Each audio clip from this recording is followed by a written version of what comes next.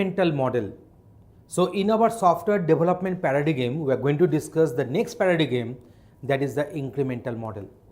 So in case of incremental model, you can find that we are having this set of phases, that is the planning and control, requirement analysis, design, build, test and release 1. So now in each and every release, we are implementing some functional requirements.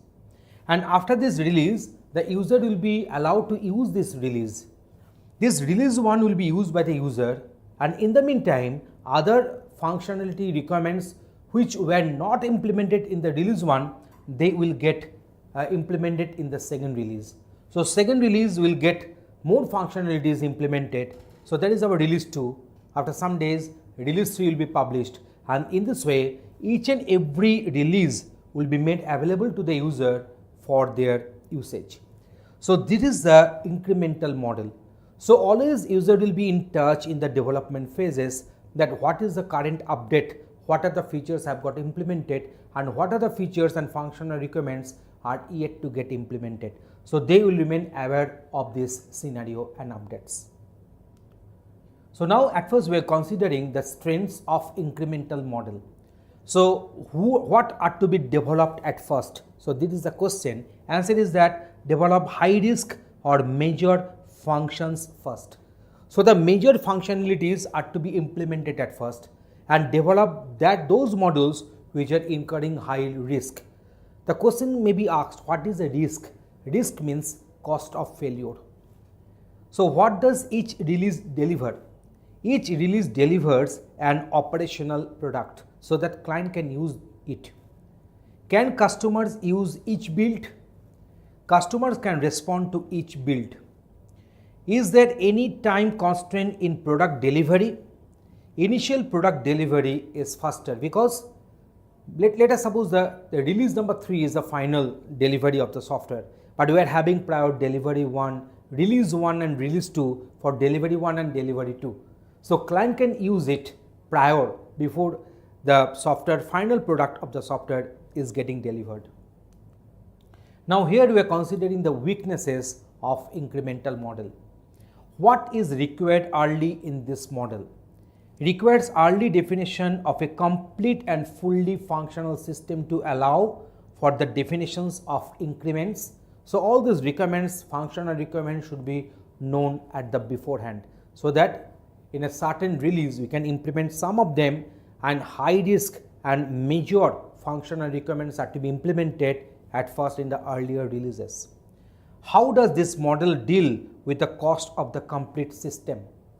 So the total cost of the complete system is high because we are going for multiple time of releases and we are going through these phases again and again. Now when to use this incremental model? When staffing is unavailable for a complete implementation within the business deadline. So if the staffs are not sufficient enough to get the software completed within the deadline, so that's why we can go for this incremental model, so that after a certain period of time we can release one of the release versions and the client can keep themselves busy using them and to provide their feedbacks working on them. Most of the requirements are known upfront but are expected to evolve over time. A need to get basic functionality to the market early. Next one is on projects which have lengthy development schedules and on a project with a new technology. In those cases, these are the cases where this incremental model can be applied. So we are having multiple different types of software development paradigms. We are considering each one of them in this particular video series. So here we have completed the discussion on this, that is incremental software development model. Thanks for watching. Application development RAD model. So that is another software development paradigm. So rapid application development RAD is a software development methodology that focusing on building applications in a very short amount of time. And that's why the name of this particular paradigm is rapid application development model. So it is a high-speed adaptation of the linear sequential model in which rapid development is achieved by using component-based construction. So you might be asking me, what is a component? So component can be say application, which is a running application. A component can be one package, can be one say ActiveX control, can be one applet, can be one library, can be one DLL. So these are the components. So what will happen, multiple teams will be working on non-overlapping discrete components in parallel, and they are actually following the sequential flow through these multiple different phases as if they are working in the waterfall model, but multiple teams will be working on different components which will be later get integrated to give the shape of the final software. So that is the component based development is to take place in case of RAD application model. So core elements of rapid application development model. So here we are having this business modeling, data modeling, process modeling, and application generation, testing and turnover, and we are having multiple different RAD tools. So these are the set of RAD tools which we are using nowadays. Also we are using these RAD tools we are using. So whenever we can develop a software depending upon based on multiple different components, then only this RAD model can be applied. So let us go for the RAD strengths. So what mainly gets reduced by using the RAD model? If this is a question, the answer is the reduced cycle time and improved productivity. So it will improve the productivity because multiple teams can work on these components. And how does customer involvement in the SDLC cycle help? The customer is involved throughout the complete cycle, minimizing the risk of not achieving customer satisfaction and the business needs. So as customer is having a continuous participation in this development model, so the risk is very low that ultimately the product which is going to get developed will be not in accordance with the customer's requirement, not in accordance with the customer's expectation and the business needs. Now let us go for the RAD weaknesses. What is the risk associated with this model? We know that risk means cost of failure. So RAD requires sufficient human resources to create the right number of RAD teams, as multiple teams will be working simultaneously in parallel, so huge manpower is required here. RAD is not appropriate where technical risk is high. If you are not confirm enough that this particular technology, this particular technique will be the fruitful one, where we are not having executed any kind of pilot project earlier, in those cases this RAD is very much risky. What is the drawback of customer being involved in the development cycle? The answer is developers and customers must be committed rapid fire activities in an abbreviated time frame. In a certain time frame, in a very short time frame, these particular applications are to be developed. Now question is that when to use the RAD model?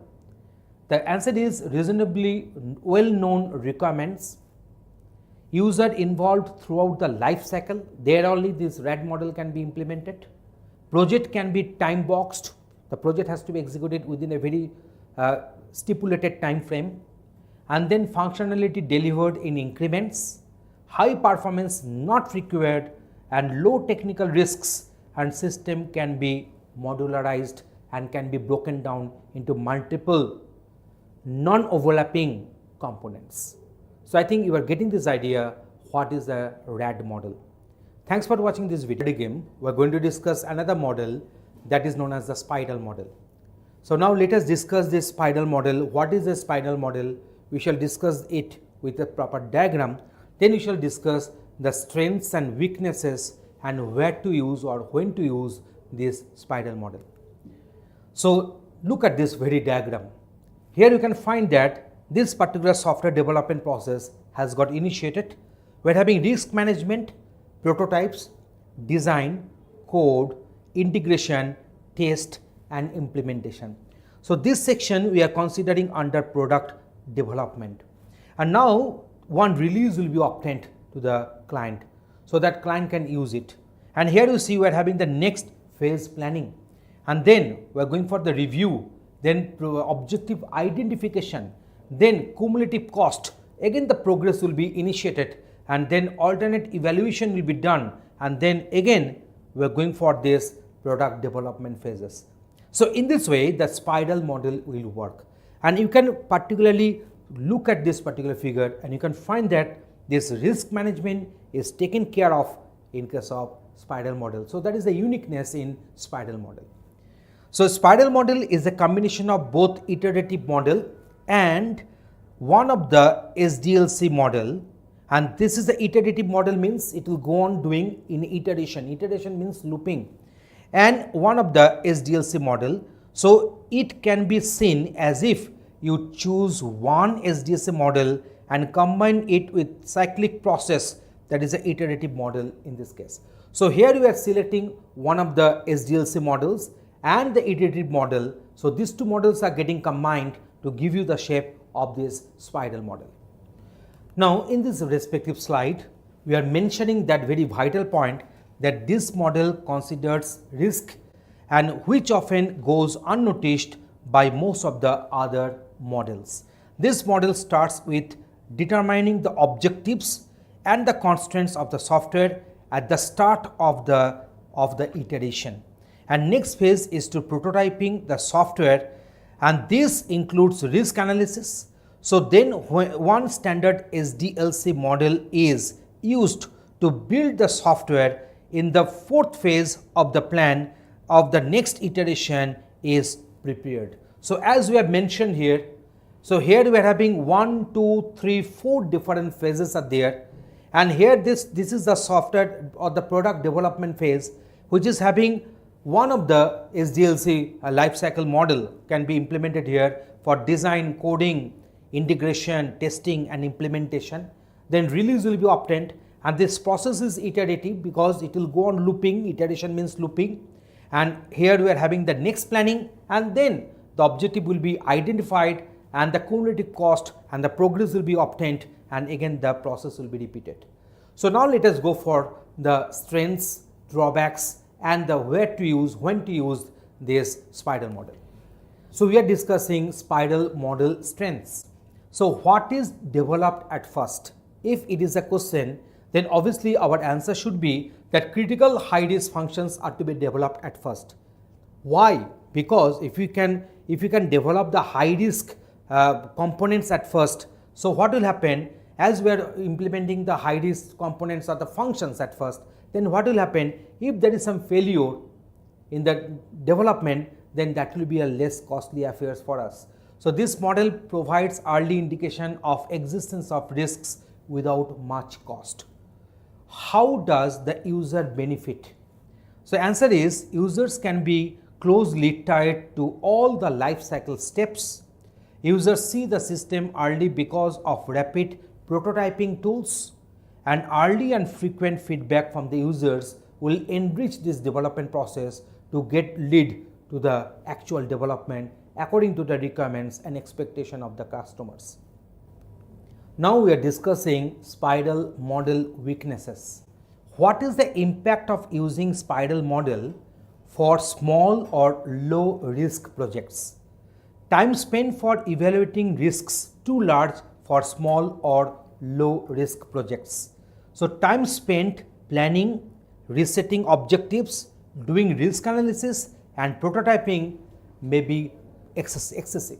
So that these are the disadvantages and drawbacks of this spiral model. So judging the risk analysis, doing the risk analysis and finding the most risky model which is to be implemented at first, and also doing the prototyping will be the excessive extra work for us. So can spiral model be considered simple? If it is a question, the answer is the model is complex and expertise is required in which area? The answer is risk assessment expertise is highly required in the proper implementation of this spiral model. So in this discussion, we have discussed lots of issues on the spiral model with a proper diagram. Thanks for watching this video. Another software development paradigm, that is our V model.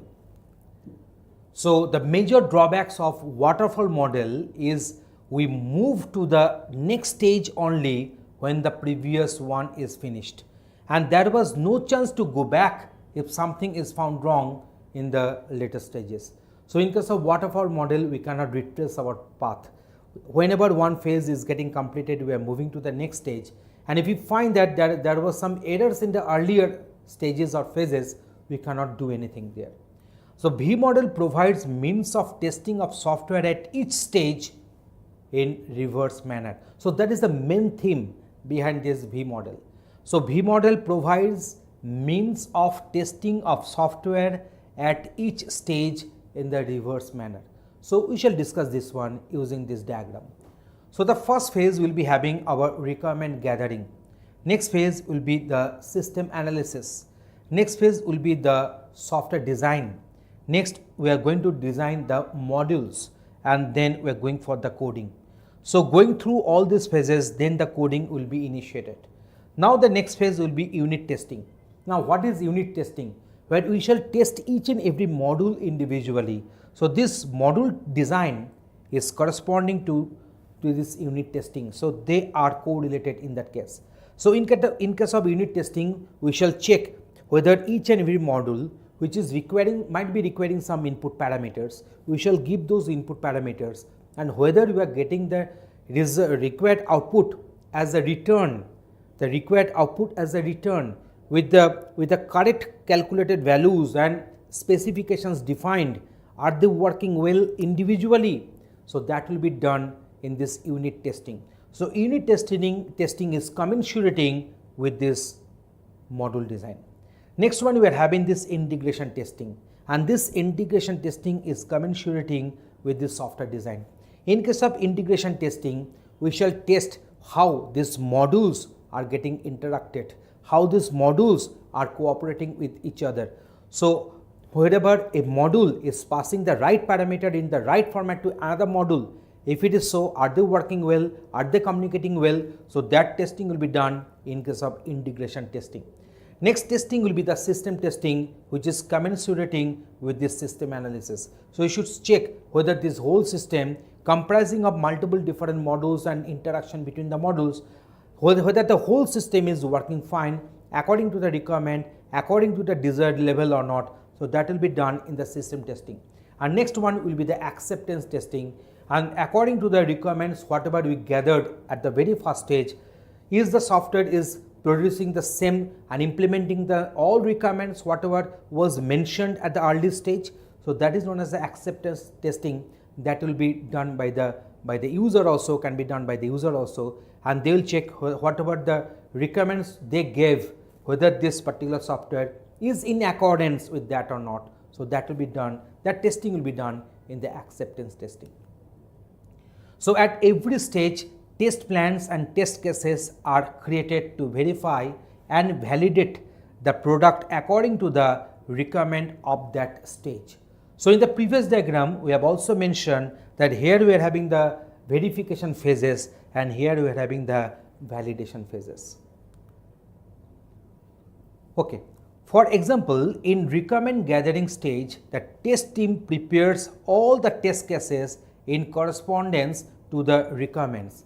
Later, when the product is developed and is ready for testing, test cases of this stage verify the software against its validity towards the requirements at this stage. So whenever we gather the requirements, there we plan some test cases. When the software is going to get delivered, and when the acceptance testing is getting done, in that case we can run these test cases and you can check whether this software is going to give us the correct answer in the correct format with the correct precision. This makes both the verification and validation go in parallel. This model is also known as verification and validation model. So other than V model, this particular model can also be called as verification and validation model. So now we are going for the strengths of this V model. So which phase is more emphasized when using V-shaped model? So this is a question. In that case, answer should be like this: emphasize planning for verification and validation of the product in early stages of the product development, and each deliverable must be testable. More emphasis laid on the testing phase. Ease of use, answer is easy to use. So this model is easy to use and implement. Can V model handle concurrent events? So now we are considering the weaknesses of V model. So the first question, whatever we are considering here, can V model handle concurrent events? The answer is does not easily handle concurrent events. Next one is, can V model handle dynamic changes in requirements? The answer is does not easily handle dynamic changes in the requirement. All these requirements should be known beforehand. Does V model contain risk analysis activities? So does not contain any risk analysis activities which you observe in our spiral model, which we discussed in the respective video on spiral model.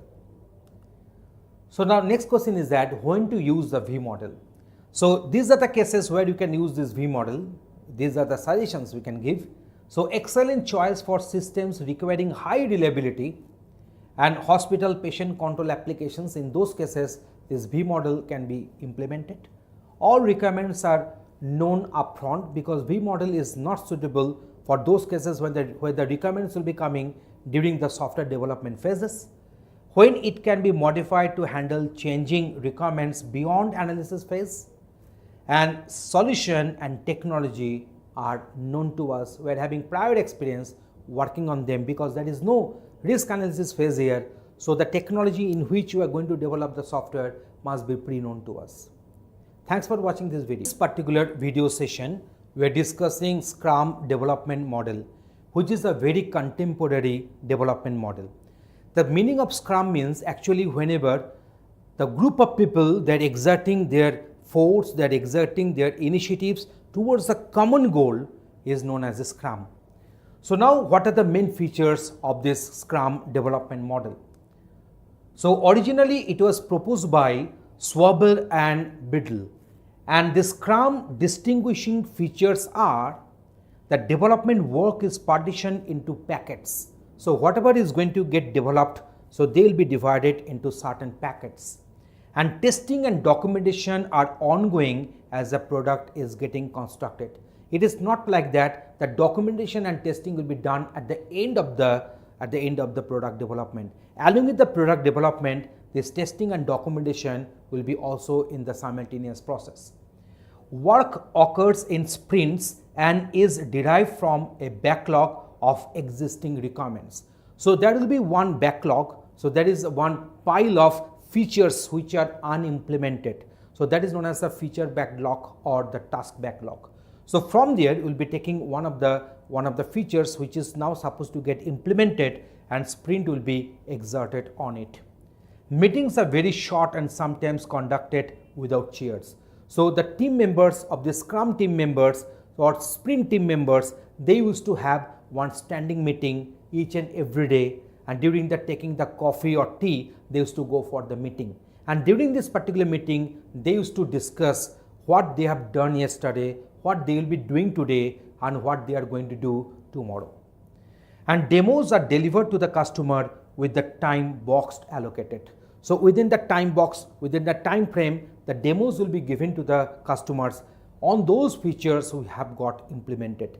And this demonstration and meeting with the customer will be done either in the post-lunch session or pre-lunch session. That is a half of the day. The corresponding meeting duration is the typical duration in our Scrum model.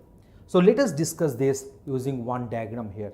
So here we are having a diagram. Here you see we are having this feature list which are unimplemented, and this is known as product backlog. This is the product owner, and this product owner will get continuous inputs from clients, customers, and the team and other stakeholders.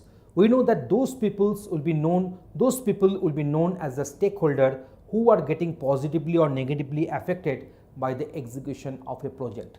So this is the product owner, and he or she will be getting inputs continuously from end users, customers, team, and other stakeholders.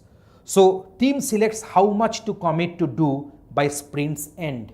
So from here, one of the product backlog will get selected, and there is a team who will be working on that. So this is a sprint backlog. So whenever this feature is going to get implemented, so there will be certain number of steps. So here we are having these tasks, and which are the task actually, and it is denoting the sprint backlog. So sprint planning meeting will be done for that, and this is the sprint backlog. From here these tasks will get selected, and sprint will have a typical duration of 1 to 4 weeks time. So this is a sprint, and it is associated with two things. One is the product backlog refinement, another one is our daily scrum meeting, that is the artifacts update. So I told you earlier, this daily scrum meeting will be the standing meeting, and there is a scrum master who will be supervising with to this all these scenarios. So here we are having this review. At the end of this particular sprint, the potentially shippable product will be obtained in the incremented fashion, and there is a retrospective is there who will be judging the previous history of different products, whatever the different tasks and features have got implemented. So this is our Scrum development model. We have discussed this one using this respective very popular diagram, this one, and it depicts different aspects of Scrum development model. Thanks for watching Paradigm. We are going to discuss another model, that is our Big Bang model. This model is not actually suitable for large softwares, but for temporary and say for experimental or very small softwares, we can use this Big Bang model. So let us discuss on it further into more details. So this model is the simplest model in its form, and it requires a little planning, lots of programming, and lots of funds. This model is conceptualized around the Big Bang of universe. So here you see, we shall give time, we shall give effort, we shall give resources, we shall have lots of funds, and then this Big Bang will produce the software, develop software as output. As scientists say that after a Big Bang, lots of galaxies, planets and stars evolved just as an event. So likewise, if we put together lots of programming and funds, you may achieve the best software product out of it. So that is a basic concept in our Big Bang model. So for this model, very small amount of planning is required, and it does not follow any specific process, or at times the customer is not sure about the requirements and the feature needs based on the software. So the input requirements are very much arbitrary. So here all these requirements are not available beforehand, and also the client is in doubt, in confusion regarding the future requirements whatever they might be having. So in those cases, there is a respective software model which you can suggest, and so the input requirements are very much arbitrary. This model is not suitable for the large software development or projects, but good one for learning and for experimenting. So this is a Big Bang model. So using this model, we can develop small softwares for the learning purpose, for the experimenting purpose, and whenever all the requirements are not available beforehand, when the client is also not very much clear regarding their future requirements, their future planning regarding the software features. So there we will be using this Big Bang model. Thanks for watching this video.